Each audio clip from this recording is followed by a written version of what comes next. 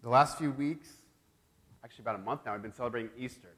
And Easter, of course, as we know, is a celebration of the resurrection. And what we've looked at this last month, we've traced a trajectory where first we looked at the life of Jesus, like from the Gospels. And we saw that the Gospel writers were very keen to try to tell the story that post-resurrection Jesus cared about all the same things that pre-resurrection Jesus cared about. In fact, he was only recognized when they saw those Jesus-y things being done. And then they put a little twist on it, that we are now the people that can embody that message, that people will recognize the risen Jesus when we embody his teaching. And then we looked at the fact that the early church started struggling and wrestling with what it meant to interact with this idea of crucifixion and resurrection. We looked at some of Paul's letters, and he showed us what resurrection means.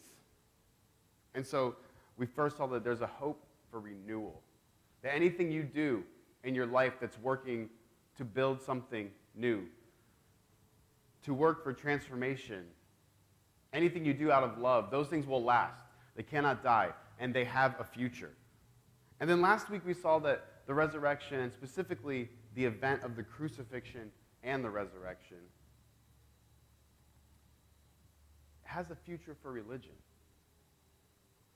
It takes away, it doesn't take it away, it's still here with us, right? But it shows the bankruptcy, the falling short of this eternal quest that we always seem to put on ourselves for what we call the sacred object.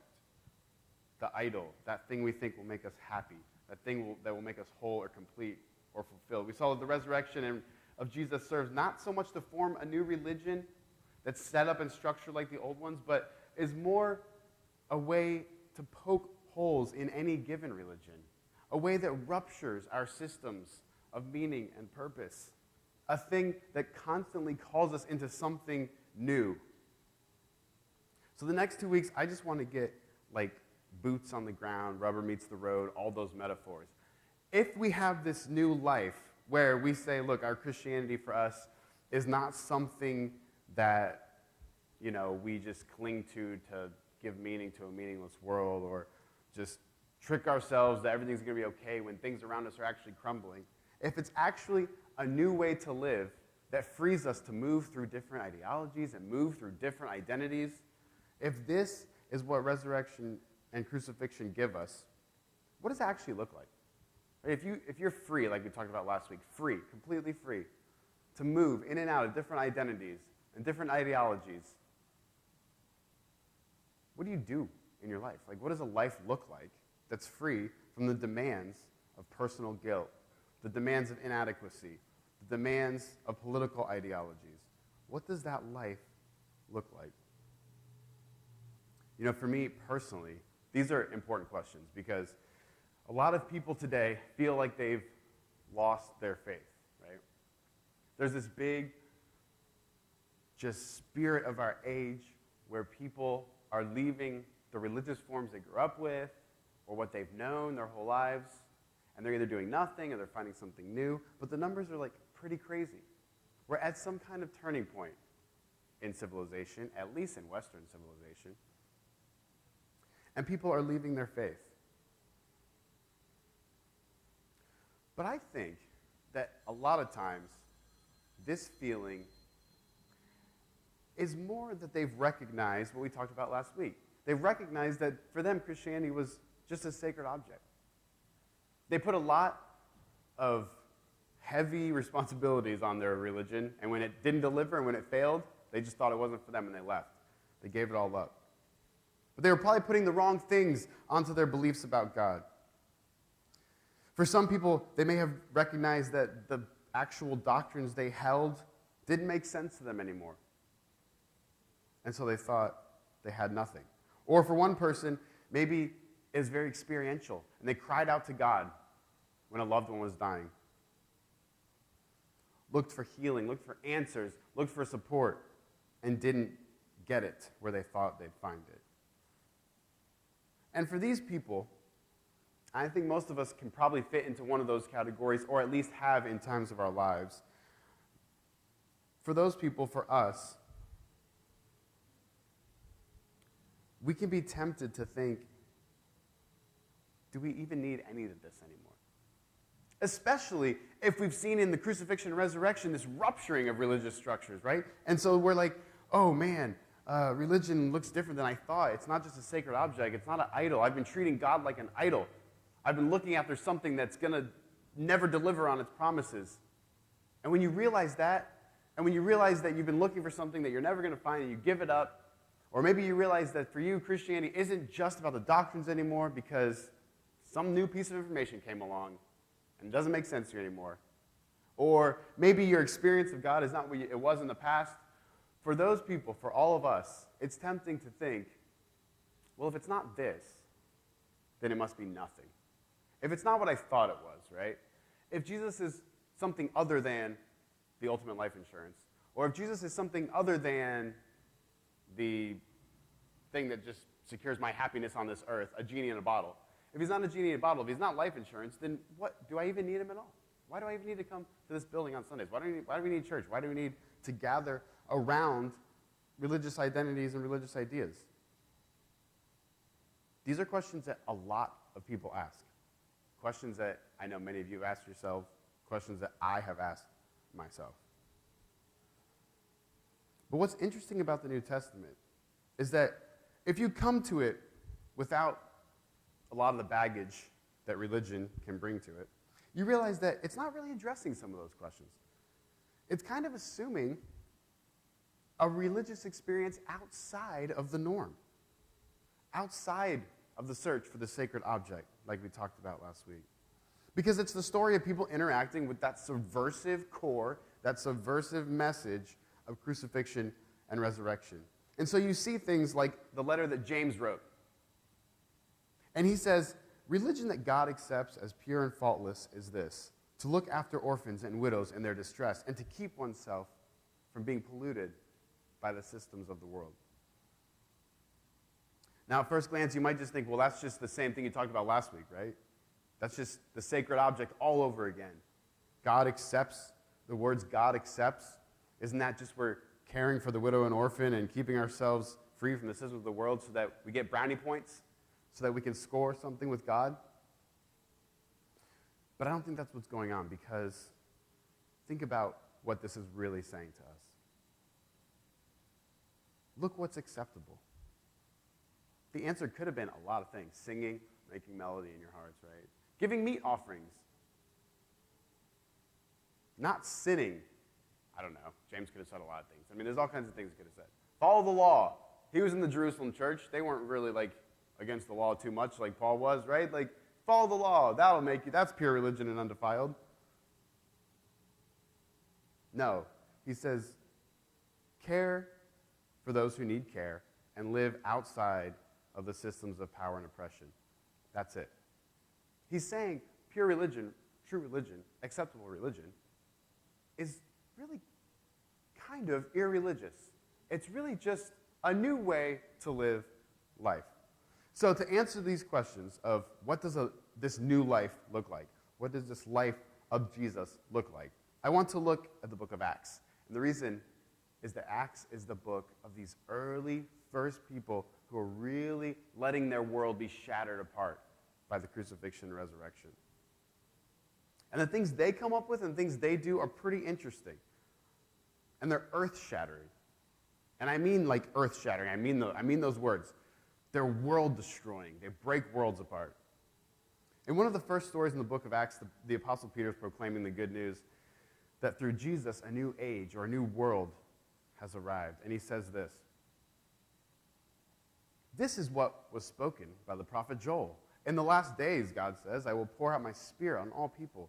Your sons and daughters will make proclamations. Your young men will see visions. Your old men will dream dreams. Even on my servants, both men and women, I will pour out my spirit in those days. They will proclaim.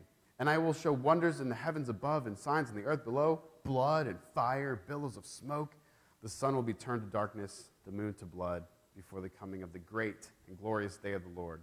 And everyone who calls on the name of the Lord will be saved. listen to that language. I will send signs and wonders. What are the signs and wonders? Blood, fire, and billows of smoke. Just the most intense things you can think of. The sun will be turned to darkness. The moon will turn to blood. Think about also all the language in Revelation, right? Dragons and monsters and horses and destruction and blood. Again, always with the blood and the fire and the smoke. These apocalyptic passages use such big language, plagues, destruction. And when you look at the historical context of these, and you see all the references to the Roman Empire, like especially in Revelation, you might think, man, that's a much ado about nothing, right? Because like they use this really big language to describe events that, well, looking back now, 2,000 years, like, oh, they weren't that big of a deal, they were so long ago. But we miss the point when we think that. Because it's not nothing to have your entire world, everything you know, torn apart. That's a big deal. It's not nothing to see everything you know, every ideology you've grown up with, every way you thought the world worked, every worldview you've ever had shattered, ripped apart. That is worse, almost, than the earth even being destroyed, right? There's this philosopher. He's from Slovenia. His name is Slavoj Žižek. And he talks about geopolitical politics and economic issues and stuff. And he always relates the teachings of Paul, specifically the crucifixion, to like current events. And one thing he always says, it's like, he always tells this joke. He says, it's easier for people to imagine the end of the world. Right? He's referencing like all these movies we have of post-apocalyptic settings, zombies, cataclysmic events, right? Destruction from aliens. Like we have all this in our culture, and we love it. We love to watch it. We love to see it. And he always quips, it's easier for us to imagine the end of the world than the end of capitalism. And his point is that like ideologies that build our society are so ingrained in us, you really can't even see outside of them.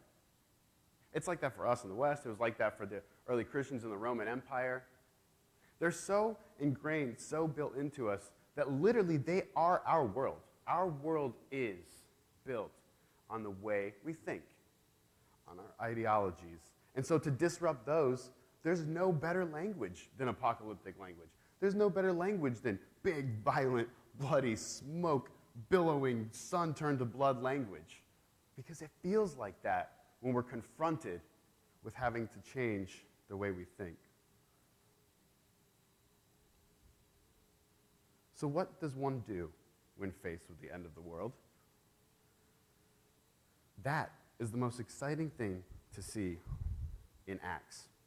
Because when Peter proclaims in that first or second chapter of Acts, the world, this now, what you see here is the day spoken of by Joel. And people are looking at the sun. Well, it's still there, right? The moon's not blood. How is this the day that this is fulfilled? No, Peter's like, the old world, gone, destroyed. And so what do? They go about building a new one. And it's so interesting how after that big, crazy apocalyptic language, what you see is just down to earth, very tangible, real, simple actions that in their simplicity are subversive, are world creating. And there's several responses that people in the book of Acts have, but the one I want to focus on today, and the main point of today's sermon, is that they cared for the poor.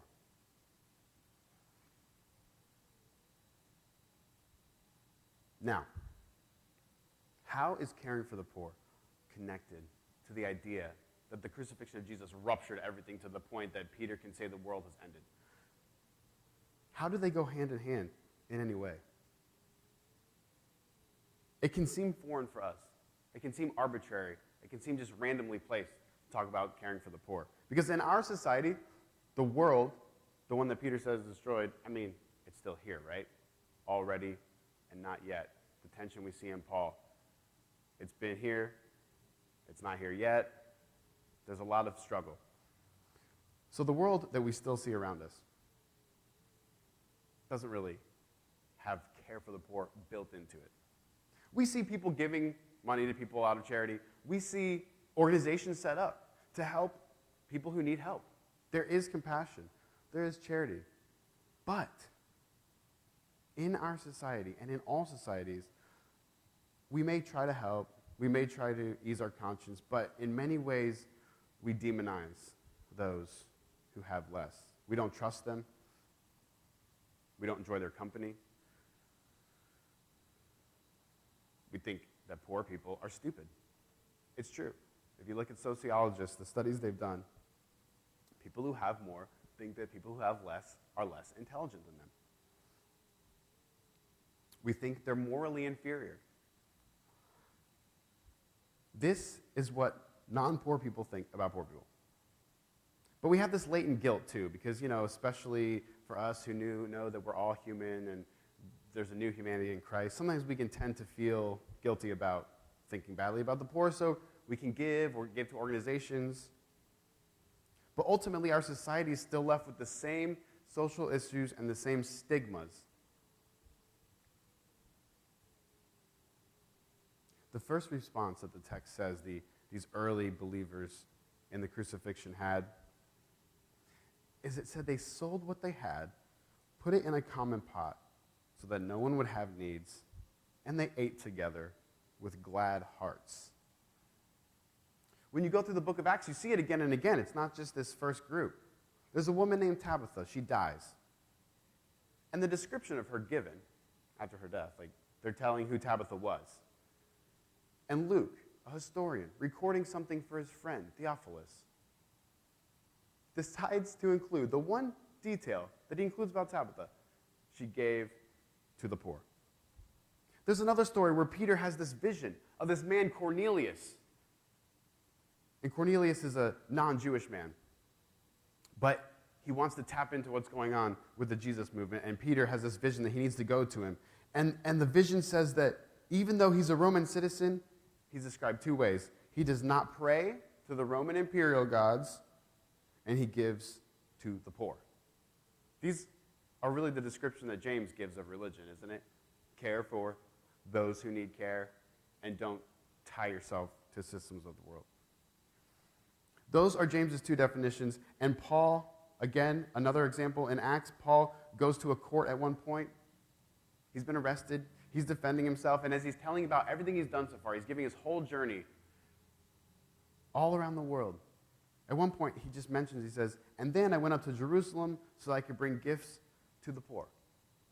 Think about the fact that just going to Jerusalem is a big deal if you were in Antioch or in Greece, or right? These are long boat rides on wooden sailboats in the Mediterranean Sea. We know Paul was shipwrecked at times. It's not just, I wired some money to Jerusalem. He made a trip to give gifts to the poor. So why was this so important to the early church? Why is it so important for someone who has a new freedom in life?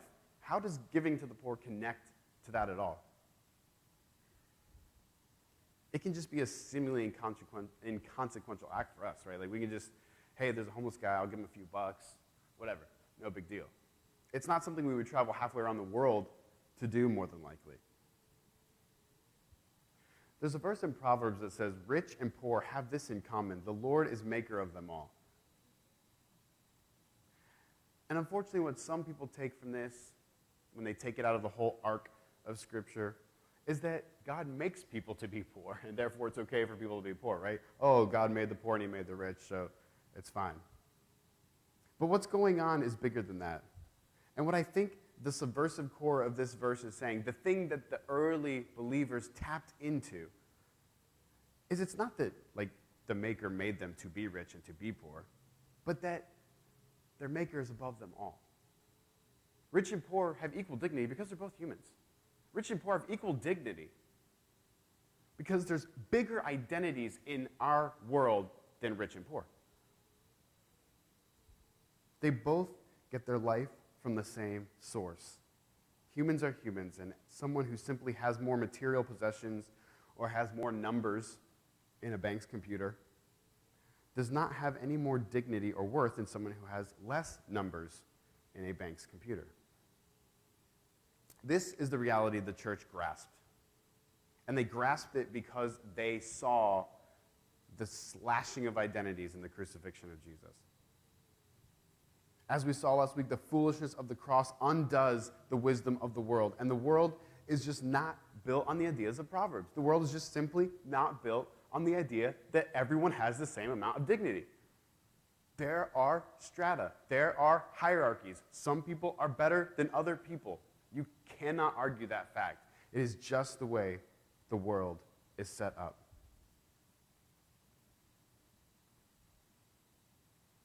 Societies are ordered through structure and hierarchy. But as we saw last week, crucifixion and resurrection undo structure and hierarchy. They rend huge tears in what we thought we knew. The structuring of this new way of life is love. And as Paul explains, love submits itself to another person. It doesn't matter if a person is rich or poor.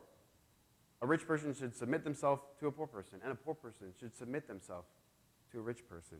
James talks a lot about this. If you're rich and someone comes into your congregation that's poor, he says, don't you dare give them like a lesser seat. Because it really just doesn't even make sense. In the new world created by the crucifixion and resurrection, everyone has human dignity. There is no way you can possibly say that one person is better than another person. We've talked a lot about the fact that nonviolence can be subversive, right? Like if you strip away the power that a government has to kill, then what do they have left? But there's economic power as well. And for the church to put everything in common and to make sure no one had any needs is a subversive act for them. You know, if you've studied like history at all, I mean, you don't have to study it very much. Like it's pretty commonly known that Christians were persecuted in Rome for the first like couple hundred years. And one of the things they would do is seize property from Christians. If you were a Christian, they would take your property. Because the idea was, right, if there's no resources, this movement will fizzle out. It's pretty common sense. But it doesn't work. It couldn't work, and it couldn't stop this new group because they just, if one city was struggling, another city would just send them money. That was it. It's a simple thing. But it's a subversive act to live in a world where money can't have power over somebody else. You can't crush them using their money because we'll just save them with our money. This is what the early church understood. This is why Paul was constantly, if you remember, like these little verses, we like to focus on like Paul's theology and all the things he talks about, the crucifixion and resurrection, but he's always asking for things like at the end of his letters, like, oh, and I'm going to come and collect some money from you, so I can take it to wherever, Jerusalem. These are like the points of his letters. Like, he sets all this up so he can say, and when I visit, don't forget, they're being persecuted over here, so we're going to give them money.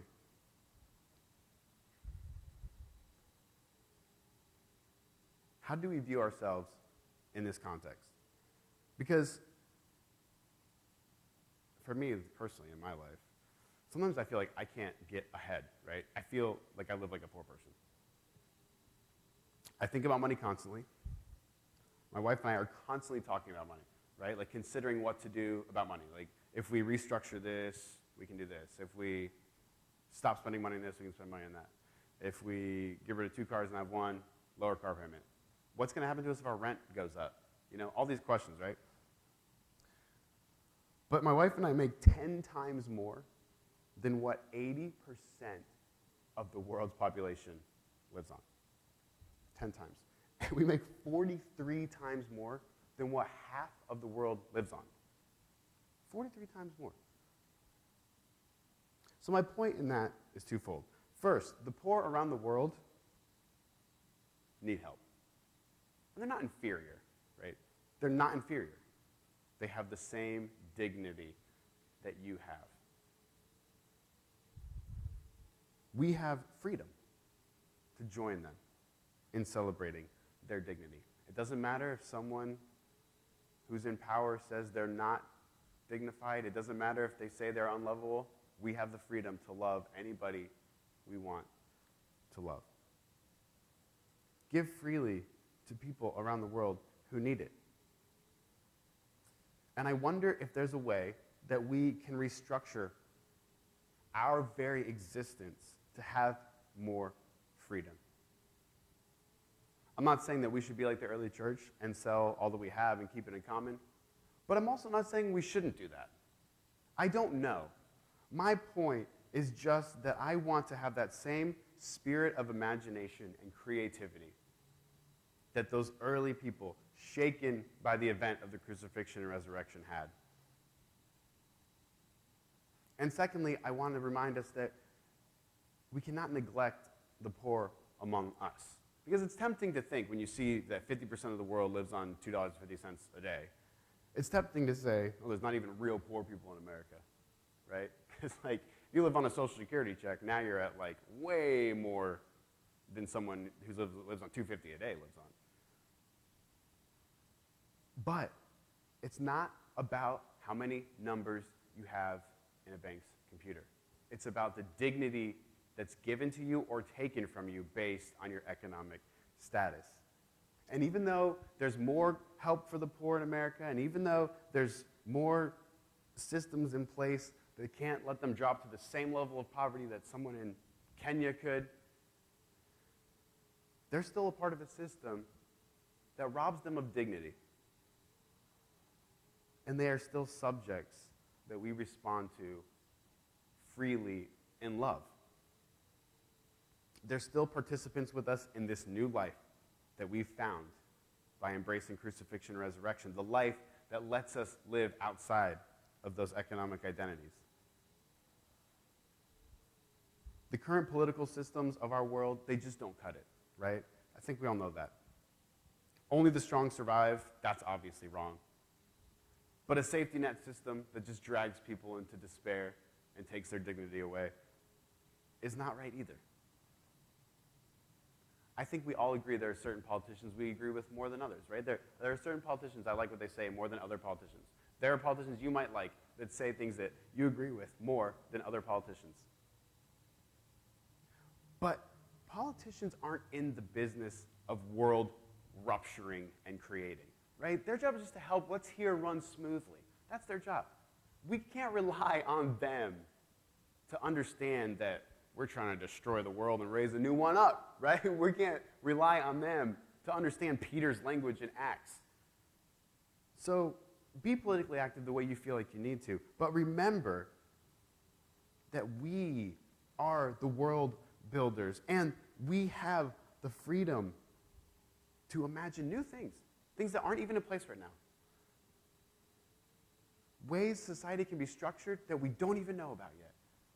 But we can imagine them because we have the freedom and love that come from Jesus. So embrace that freedom. Don't get caught up in trying to fit yourself into a political category. That's the opposite of the crucifixion. No category can contain you. You are free to live as if you are not Republican, as if you are not Democrat, as if you are not male, as if you are not female, as if you are not slave, as if you are not free, as if you are not a Jew or a Greek or poor or rich. Those identities cannot contain you. So embrace that freedom. And listen as that Spirit blows among us. Listen for new forms, for new ideas. And work and care for the poor. Care for the poor. Live in a new world where everyone has dignity. Let's pray.